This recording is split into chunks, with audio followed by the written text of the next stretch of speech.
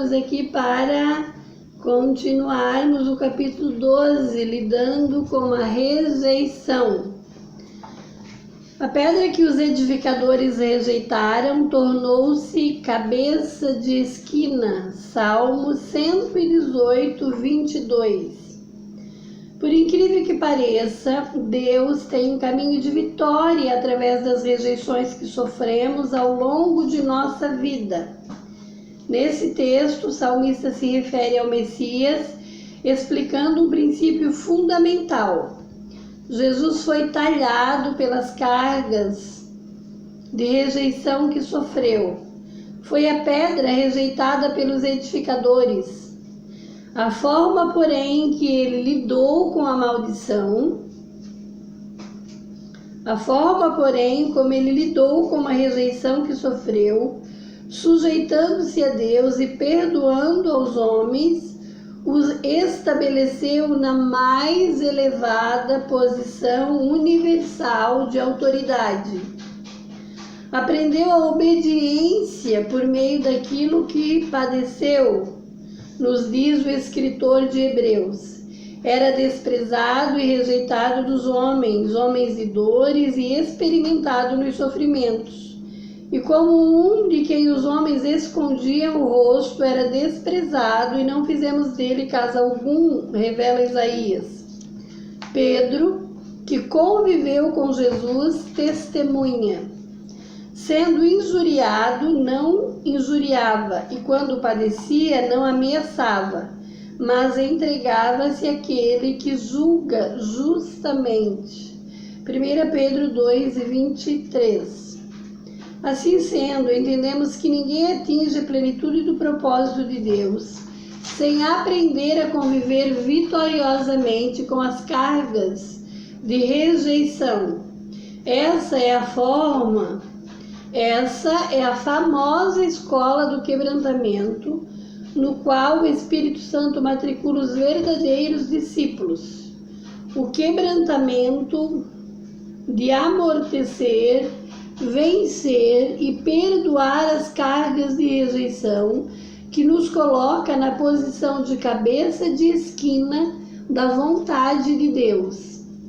Meu objetivo nesse capítulo não é apenas tratar dos traumas do passado que nos prendem a problemas presentes, mas encorajar a cada pessoa a uma convivência vencedora com as rejeições presentes e futuras que certamente enfrentaremos.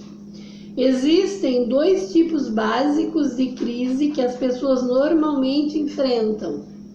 As crises circunstanciais, que se baseiam nos desafios momentâneos e externos, e as crises existenciais, que vêm de um estilo de vida baseado em medo e incredulidade, como resultado de fortes cargas de rejeição, gerando bloqueios internos e permanentes. Portanto, sob a perspectiva dos desafios da vida, o que mais nos derrota não são as dificuldades externas que enfrentamos, mas as barreiras internas que impõem um quadro crônico de fuga e desistência. Dessa forma, a pessoa gradativamente perde o sabor pelos desafios da vida, tornando-se apática e depressiva. Essa paralisia da fé, invariavelmente, procede de plataformas de rejeição e inferioridade. O autor está colocando que dois estilos de vida, né? E esse estilo de vida que se baseia na dificuldade interna, que impõe barreira interna, que é baseada num quadro crônico de medo, de rejeição, ela gera fuga, gera desistência. E esse tipo de vida, a pessoa está sempre entrando, sempre repetindo um ciclo. Ela vai se tornando uma pessoa depressiva porque ela não aguenta tanto repetir as mesmas histórias na vida. O plano mestre de Satanás O Satanás, ele tem planos mestre de como que ele vai fazer para minar a vida daqueles que receberam todas essas informações negativas na criação. Ele explora os pontos de fraqueza moral, debilidade emocional, bem como os momentos críticos de aridez espiritual. O inimigo que não brinca em serviço, não dorme em serviço, ele vai explorar esses pontos de fraqueza moral e debilidade emocional. Por exemplo, necessidades básicas do ser humano. O ser humano tem a necessidade espiritual de Deus. O ser humano tem necessidades emocionais. O ser humano tem necessidades físicas. Então, todo ser humano tem um vazio espiritual, isso é, fortemente evidenciado através da infinidade de religião. Enquanto a pessoa não tiver uma experiência com o Senhor, né? Enquanto ele não... Apesar do homem perceber a religião como uma necessidade sentida, sua necessidade real é outra, intimidade com Deus. Enquanto a gente não encontra esse lugar de intimidade, de se sentir seguro em Deus, o inimigo vai ficar atacando a pessoa, ele vai tentar explorar esse vazio, essa falta que a pessoa sente de Deus. Necessidades emocionais. Todo ser humano precisa emocionalmente de respeito, ser valorizado nas habilidades específicas e dons pessoais, ser considerado independentemente da aparência que possui. Todo ser humano tem necessidade de afeto, de amor. Todo ser humano ele quer se sentir querido pelo que tem. Não, desculpa. Todo ser humano ele quer sentir-se querido não pelo que tem, mas pelo que é. Perceber que as pessoas se relacionam sem motivos meramente interesseiros. Toda pessoa tem necessidade de aceitação. Sentir que as pessoas valorizam e apreciam a sua presença. Sentir-se bem-vindo. Sentimento de pertencer. Satisfazer a necessidade emocional de viver em grupo. A gente tem essa necessidade de pertencer a um grupo, pertencer a uma família, pertencer a um lugar. Isso tudo são necessidades emocionais que o inimigo, o plano mestre dele é atacar estes lugares. Necessidades físicas. Precisamos de segurança de um lar. Um ambiente familiar e o suprimento de necessidades físicas cotidianas são fundamentais para a autoestima de qualquer indivíduo. Aceitação. Podemos resumir todo esse quadro de necessidades numa só palavra: aceitação. Quando não há aceitação, há rejeição. E a rejeição é a ferramenta demoníaca com a qual Satanás consegue promover as mais profundas e diversificadas formas de distorção na personalidade humana. Aqui começa o trabalho do inimigo. Cada necessidade representa uma oportunidade em potencial para o inimigo acionar o seu plano de rejeição. Misericórdia, Senhor, quantas necessidades. E quando a pessoa não tem aceitação, ela se sente rejeitada. E na rejeição, o inimigo vai atacar de todas as formas, para que a pessoa sinta-se cada vez mais deprimida, sinta-se cada vez mais fora de lugar, de contexto nesse mundo. Porque as exigências do mundo, o mundo, ele vai impor uma série de condições para que a gente receba isso tudo que nos faltou. Então, é por isso que eu entendo que os princípios do Senhor, as leis do Senhor, sempre vai na contramão do mundo. O mundo vai trazer muitas exigências que serão todas contrárias à palavra de Deus. Tudo aquilo que nós recebemos no reino de Deus, graciosamente, o inimigo, o mundo, ele vai nos cobrar para termos aquilo. E quando a gente cai nessa armadilha, nós vamos cristalizando complexos emocionais. Vai gerar um ciclo de depreciação pessoal. Nós vamos acarretando na nossa vida cada vez mais dor emocional. Por quê? Porque por causa dessa exigência do mundo e a pessoa começa a ceder a essas exigências, ela vai começar a negociar valores que não podem ser negociados. Ela vai começar a pagar para ter um pouquinho, para ter algo muito precário em relação àquilo que realmente a gente precisa. Então, quando a gente ganha bem menos daquilo que a gente necessita, a um custo, a um preço muito alto, isso vai gerar cada vez mais dor emocional. O agente principal, o combustível emocional que nos induz a esse processo cíclico de autodepreciação é a dor emocional. A dor da rejeição é o pior tipo de dor. Precisamos aprender com Jesus a superá-la. A dor emocional normalmente é muito mais penetrante que a própria dor física. O sentimento de rejeição, a humilhação, a vergonha, o sentimento de insuficiência pode facilmente descontrolar as relações humanas, comprometendo a formação do caráter, prendendo o comportamento em cadeias ativas ou passivas de rebelião.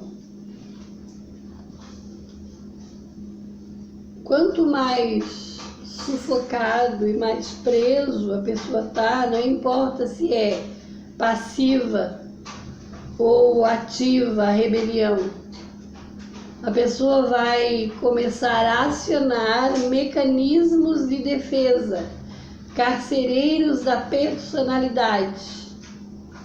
A psicologia ensina que cargas de rejeição acionam mecanismos de defesa que encarceram nossa personalidade.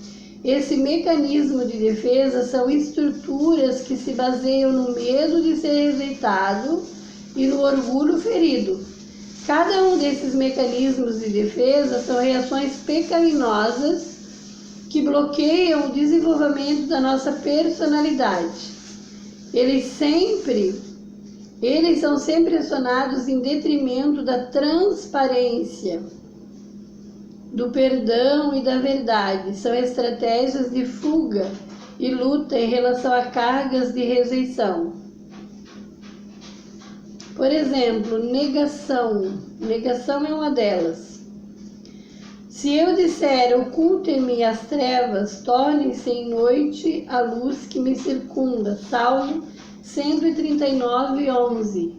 Algumas pessoas, pelo temperamento que possuem, podem facilmente ativar esse mecanismo de defesa, negando dolorosamente a realidade presente. Episódios repetidos de rejeição e desilusão desde a infância podem construir esse tipo de comportamento. O comportamento de negação, introjeção, racionalização e projeção. Quando se é rejeitado, a tendência é introjetar uma ferida baseada no perfil da situação e da pessoa que nos feriu. Depois dessa introjeção, a tendência é racionalizar. Concluímos que viemos no mundo ameaçador, onde a qualquer momento podemos ser novamente feridos do mesmo jeito. E aí vai por aí afora, sempre repetindo esse comportamento. E o inimigo, usando isso para prender a pessoa cada vez mais. Tem a parte da negação, depois a compensação, tentamos pagar pelos nossos erros. Pois a redenção da sua alma é caríssima e seus recursos se esgotariam. Salmo 49, 8. Esta é uma alternativa satânica de autorredenção. Tentamos aplacar nossa consciência, equilibrando o mal com o bem. Com isso, o sacrifício de Jesus é anulado. Muitos crentes estão com a balança de compensação e justiça própria nas costas. Isso é um convite ao ativismo religioso e ao misticismo. Esse ativismo, porém, além de ser espiritualmente passivo, é um fardo demoníaco. Depois da compensação, tem a fuga. Para onde me irei do teu espírito, ou para onde fugirei da tua presença? Salmo 139, 7.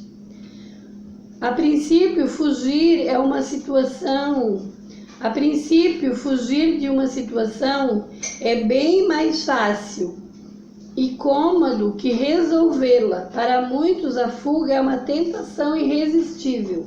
O medo, o trauma e a vergonha nos induzem a fugir e a mentir. Situações não resolvidas se tornam crônicas e nos perseguem. A fuga pode ser algo interminável.